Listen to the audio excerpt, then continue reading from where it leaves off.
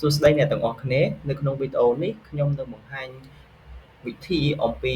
ការ download Windows ISO file សម្រាប់ធ្វើការឈូស Windows ឬក៏ដំឡើងនៅលើ Virtual Machine ជាដំបូងយើងចូលទៅកាន់ Chrome បន្ទាប់មកយើងវាយពាក្យ microsoft.com ឬក៏អ្នកទាំងអស់គ្នាអាចវាយតាមខ្ញុំក៏បានដែរបន្ទាប់មកយើង select លើ Windows ISO file មកហើយវានឹងចូលចេញមកផ្ទាំងបែបនេះចូលទៅក្នុងបន្ទាប់មកយើង scroll មកក្រោមបន្តិចមកហើយឃើញពាក្យ download now នេះយើងអត់តន់ download ទេឥឡូវខ្ញុំព្រីកទំហំវាឲ្យធំបន្តិចបន្ទាប់មកខ្ញុំមកស្ដាំហើយចុចពាក្យ expect ហើយចុចយកពាក្យ network ឥឡូវយើងយកពាក្យខាងក្រោមនេះគឺ network យើងជ្រើសរើសយក network connection ហើយបន្ទាប់មក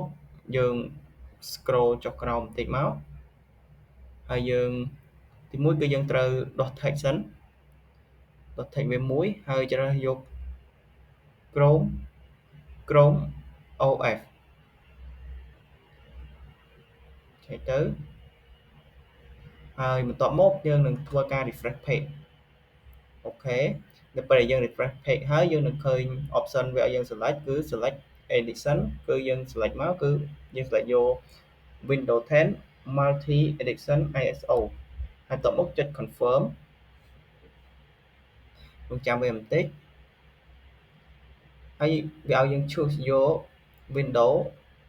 ជាអ្វីយើងអាចជ្រើសរើសយកជា English មកឬ English United States មកចុងក្រោយយក Windows ចិនយកជា Windows ជាភាសាចិនអញ្ចឹងទៅ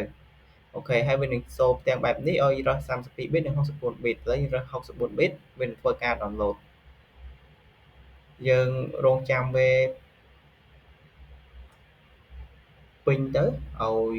យវាពេញទៅហើយបានយើងអាចយក file ហ្នឹងទៅធ្វើការប្រើប្រាស់បាន